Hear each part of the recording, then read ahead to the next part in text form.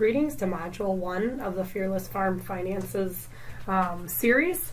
The first one is benefits of financial management. So what is gain from farm financial management? So the key questions in this module that we'd like to answer are: what will good financial management bring to you? Why is farm financial management so challenging? And finally, how can you overcome the things that make it difficult?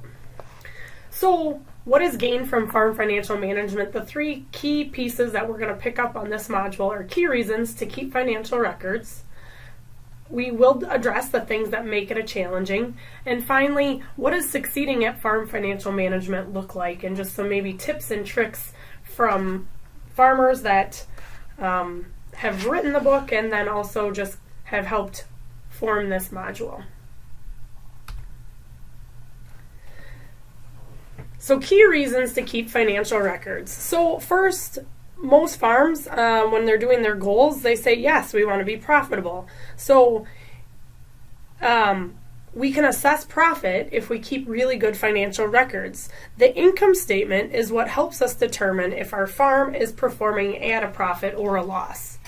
The second piece of assessing profit is looking at the balance sheet, and the balance sheet will help us determine the farm's financial conditions by comparing everything you own, so your assets, to everything that you owe, so which are your liabilities. And we'll explore more of these pieces in some of the following modules to come. So the second reason to keep good financial records is so that we can assess cash flow. The statement of cash flow, which is your income and your expenses, will help you determine how your farm is meeting all of its cash requirements. So an example, if you are receiving all of your cash in 2 or 3 months, can you pay your bills on time at the right time? So the statement of cash flow looks at your ability to manage how the money is coming in and flowing out. And so particularly all the cash in and all the expenses out. And usually on most of our farms, it's going to be a little seasonal in nature. And so keeping good financial records helps us. How do we assess our cash flow in any given year or any given time frame for that matter?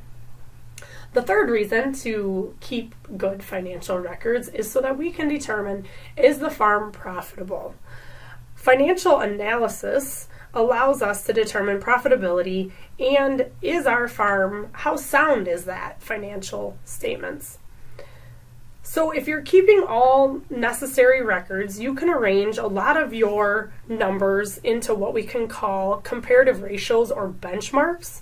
And so you can benchmark your farm with other farms doing similar enterprises or similar sizes, or you can actually benchmark against your own operation over a given time frame, and usually that's over year to year, but you can do different time frames, and we call that trend analysis. So using ratios and benchmarking then allows you kind of to find what are the strengths of your operation and maybe what some of your weaknesses are so that you can increase profitability in the future. Fourth, managing cash flow. So this kind of goes back to the second one, assessing cash flow. So if you keep good financial records, you can manage your cash flow better. So when you look at your usually previous records, it can help predict when all your expenses hit, when that income's coming in, and then how do you prepare for the highs and lows in both income and expense.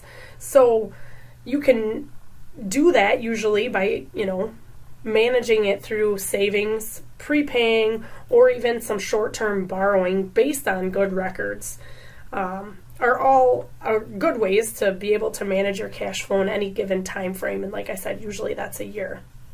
So some farmers are able to provide relief through changes, especially if they have good records, knowing when their timing activities on their farm take place. And for an example, a lot of the farms that I work with in any given year all plant crops in the spring, right? So all of our expenses are coming in or have been paid for, but yet we don't have income until those crops are harvested, whether it's peas, carrots, corn, soybeans, and even if we have livestock and we're feeding the feed, you still have a huge expense to put in all of those crops, and then if we're feeding it, hopefully the next 12 months, the animals then are able to pay for it, but it doesn't, all of that income doesn't come in exactly when our expenses are happening.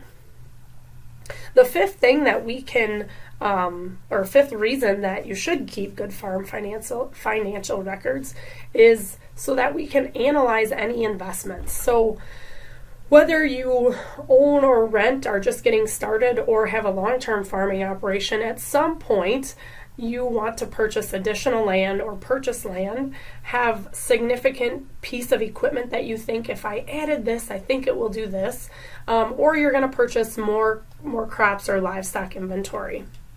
So good financial records can help us predict whether that investment would increase the overall profitability, keep it status quo, or, we hopefully never want to invest in something that will decrease profitability, or if it decreases it on the short term, will it increase it on the long term? And so keeping really good key financial records help you analyze all of those investment purchases, capital investment purchases.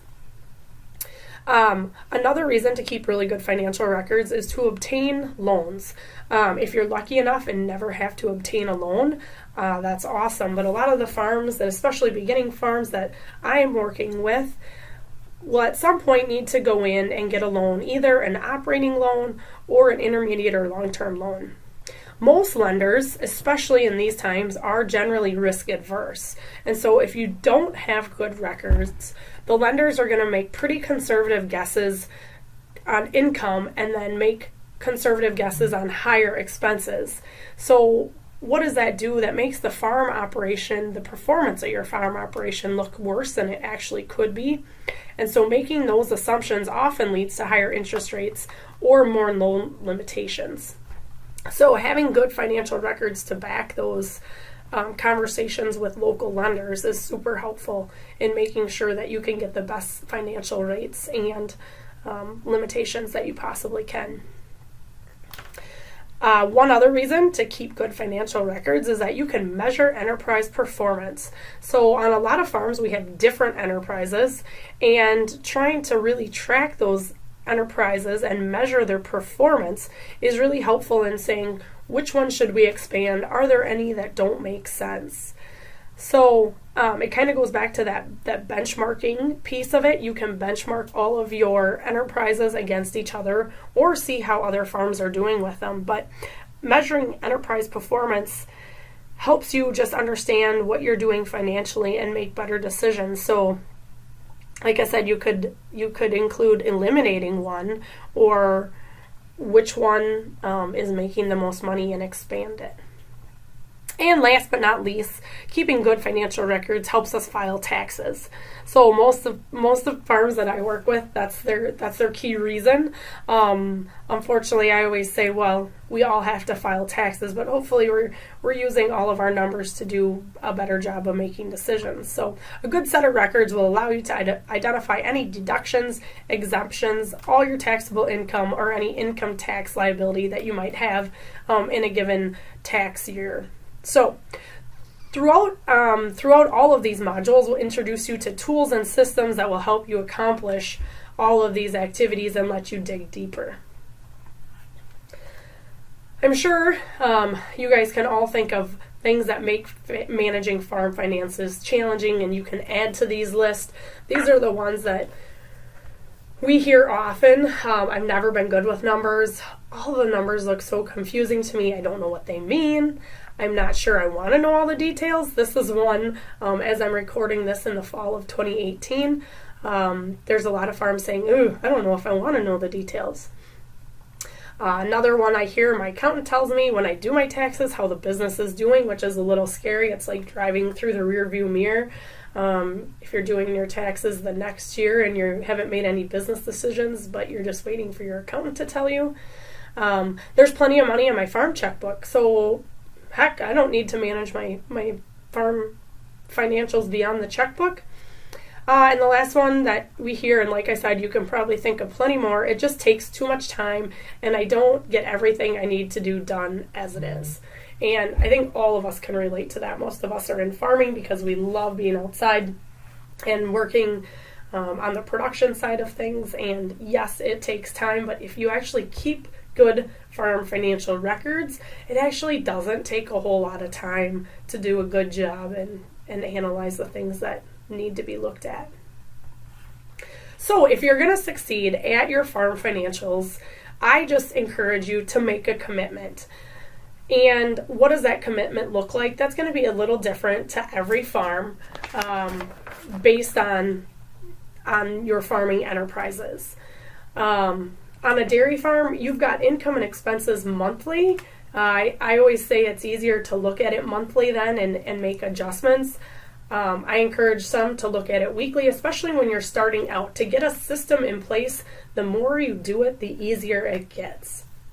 So setting aside time each week, maybe you're not actually physically entering numbers in, but let's say 1 week you enter the numbers in, and the next week you just want to take some time to look at them.